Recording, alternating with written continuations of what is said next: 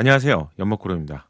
기아 K-AC 출시가 되고 좋은 반응을 얻으면서 오히려 자주 언급이 되는 차량이 있죠. 아직 출시도 또는 위장막도 포착이 되지 않은 7세대 그랜저의 이야기가 자주 나오고 있습니다. 이유는 동급인 K-AC 너무 잘 나왔기 때문인데요. 내년 하반기 정도에 출시가 될 것으로 예상되는 7세대 그랜저는 K-A에서 제공하는 신기술을 모두 포함한 현대차만의 모든 기술력을 보여줘야 하는 그런 차량이죠. 따라서 자동차를 잘 모르시는 분들이라고 해도 적어도 K8보다는 더 뛰어난 면모를 보여줄 것으로 기대가 되기 때문입니다. K8의 상품성이 워낙 잘 나오다 보니 도대체 그랜저 풀체 엔진은 얼마나 잘 나올까, 이런 반응이 자연스럽게 쏠리고 있는 것 같아요. 그런데 말입니다. 크기와 관련해서 오해할 수 있는 정보가 있어서 이번 영상을 준비했는데요. 압도적인 크기로 커진다. 구형 에쿠스처럼 커져요. 5100mm의 전장으로 커진다고 하네요.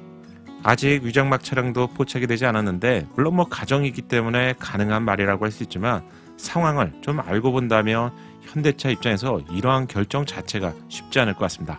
전제가 있어야 될 것 같은데 현대차 그룹이 신형 그랜저를 K8 위급으로 결정한다면 가능한 부분이지만 어쩌면 단순한 루머가 될 수 있기 때문인데요.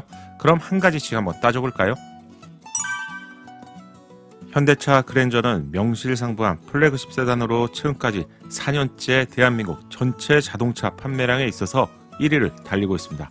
세단만 또는 SUV만 이런 경쟁이 아닌 상용차를 제외하고 모든 세그먼트의 모든 차량 중에서 전체 1위를 차지하고 있는 차량이 바로 그랜저입니다.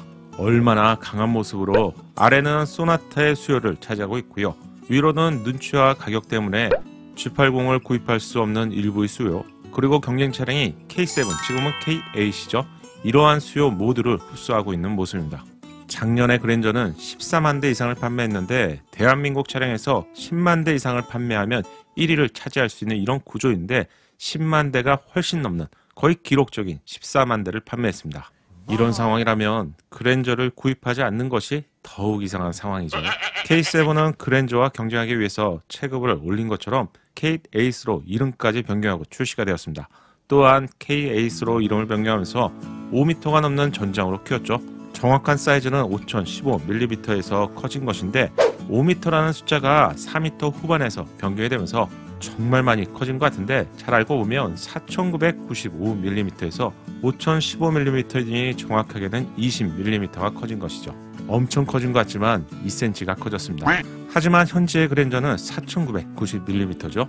5100mm로 커진다면 110mm가 더 커진 것인데요. 이건 어쩌면 더 이상 그랜저가 아니라는 말과 비슷한 겁니다. 이렇게 되기 위해선 플랫폼의 변경과 함께 어쩌면 여러분이 기대하시는 장점보다도 단점이 훨씬 많아질 수 있는데요. 그럼 따져보시죠. 첫 번째, 차량이 5100mm가 된다면 차량은 커지고 당연히 무게는 어쩔 수 없이 증가하게 됩니다. 아무리 3세대 플랫폼으로 변경되어서 경량화가 진행이 되고요. 주요 부품에 알루미늄 소재를 대고 적용하더라도 차량의 무게는 공기저항과 함께 가장 중요한 기준인 연비 부분은 하락이 불가피할 것 같습니다. 그랜저와 K8의 기본 엔진이 2.5 가솔린 엔진으로 기준으로 본다면 연비가 11km 정도를 제공하는데 국민의 차량을 대표하기 위해서는 최소한 리터당 10km 이상을 보장해야 됩니다. 만약 하이브리드 차량이 아니라면 이러한 연비 기준에 맞추기 힘들 것 같은데요. 5100mm가 되는 순간 연비는 내연기관 차량에서는 최상에서는 당연히 10km 아래로 줄어들게 됩니다.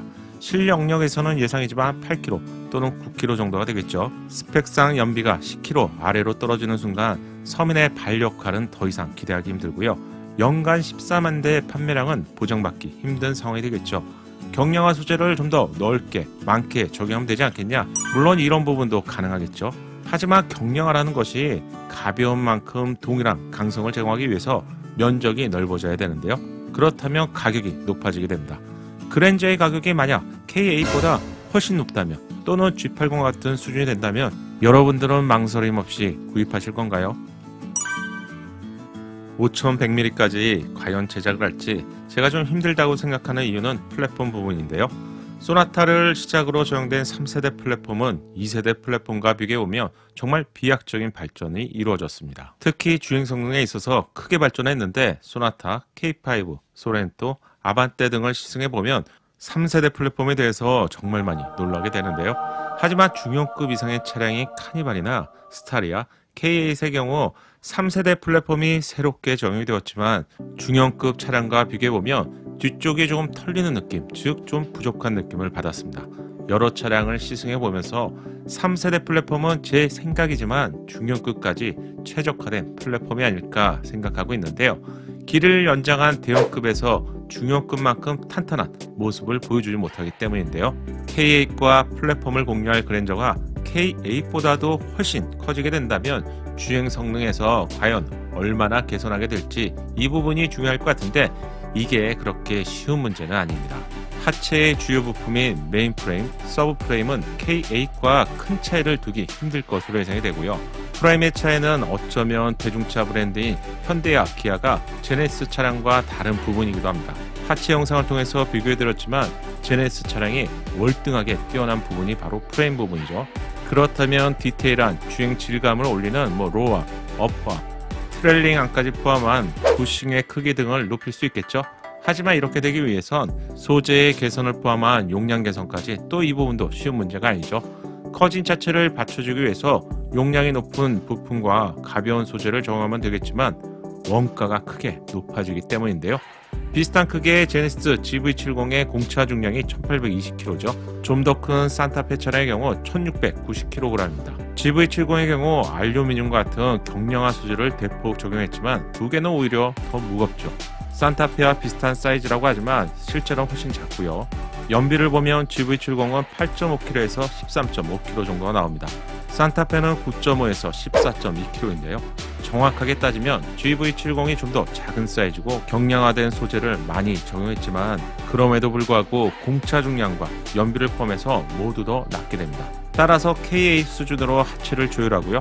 단지 사이즈만 더욱 커진다면 주행 질감에서 손해를 볼 수밖에 없겠죠. 또한 연비 모두 하락이 되기 때문에 이렇게 한 번에 커지기는 좀 힘든 것 같습니다. 이런 이유 때문에 제 의견을 상세하게 알려드렸는데 좀 잡설이 길어졌네요. 사이즈에 대해서는 분명히 5m가 넘는 수준이겠지만 5100mm 수준으로 커진다면 지금의 그랜저 가격을 기대하기는 힘들 것 같고요. K8보다도 많이 가격이 높아질 것 같습니다. 가격이 높다는 점은 경쟁 차량이 K8로 수요가 분산되기 때문에 이걸 현대차가 과연 두고 볼까요? 두 번째로 그랜저 풀체인지의 소식을 알려드리면서 가장 먼저 알려졌던 소식이 하이브리드 소식이었죠. 하이브리드 엔진에 8단 변속기가 조합될 것 같습니다. 주행 질감도 중요하지만 그랜저처럼 큰 차량의 연비를 올릴 수 있기 때문인데요. 최근 공개된 K8 하이브리드의 경우 리터당 18km를 제공하죠. 괴물 같은 연비를 자랑합니다. 스펙을 자세히 보면 아쉽게도 자동 6단 변속기와 조합이 되어 있습니다. 6단 변속기가 나쁘다는 말은 아닌데 효율 관점에서 본다면 다단화가 주는 장점이 제법 많죠. 9단이나 10단은 아니더라도 최신 하이브리드 차량에서 8단 정도는 제공되어야 할 것 같습니다. 현대차 그룹은 하이브리드에 장착될 8단 변속기를 오래전에 개발해 놓은 상태인데요. 마지막 내연기관에 적용될 것으로 예상합니다. 2025년부터 본격적으로 전기차 시대가 대중하기 시작한다면 어쩌면 내연기관 엔진의 하이브리드와 조합된 8단 변속기는 마지막 변속기가 될 것 같습니다. 현대차 그룹은 2022년부터 하이브리드 차량에 8단 변속기를 적용할 것이라고 발표했었죠. 따라서 이 부분은 기정사실이 될 것 같네요. 8단 변속기가 적용된다면 어떤 점이 좋아질까요? 전기 모터와 조합된 하이브리드 차량은 높은 연비를 제공하는데 6단에서 8단 변속기로 변경이 된다면 연비를 포함해서 퍼포먼스 부분도 분명히 개선이 될 것 같습니다. 새로운 8단 변속기가 적용된다면 현재 출시가 되고 있는 투싼, 소렌토, K8, 하이브리드 같은 차량이 모두 230마력에서 35.7토크를 제공하죠. 새로운 변속기는 허용 토크와 출력 모두 높아지기 때문에 230마력의 35.7토크의 범위를 넘어설 것으로 예상합니다. 결과는 말씀드리지 않아도 성능에 있어서 차이가 발생될 가능성은 무척이나 높다는 점이죠. 만약 크기도 더 커지고요. 하이브리드 8단 변속기가 적용된다면 연비와 변속 질감까지 좋아질 것 같은데 K8과 단지 디자인 정도의 차이가 아닌 파워트레인 전반에 대한 차이도 크다고 할 수 있습니다. 이번 영상은 여기까지 준비했습니다. 오늘은 비가 내리고 있는데요. 얼른 영상을 마치고 지하철로 이동해야 될 것 같네요. 끝! 연목구름의 신차 정보가 작은 도움이 되셨나요? 신차 정보를 가장 빠르고 정확하게 얻는 방법 아시죠? 새롭게 출시될 신차 소식이 궁금하다면 구독과 알림 설정을 하시고요. 알림 설정을 하셔야 기다리지 않고 자동으로 받아볼 수 있습니다. 감사합니다.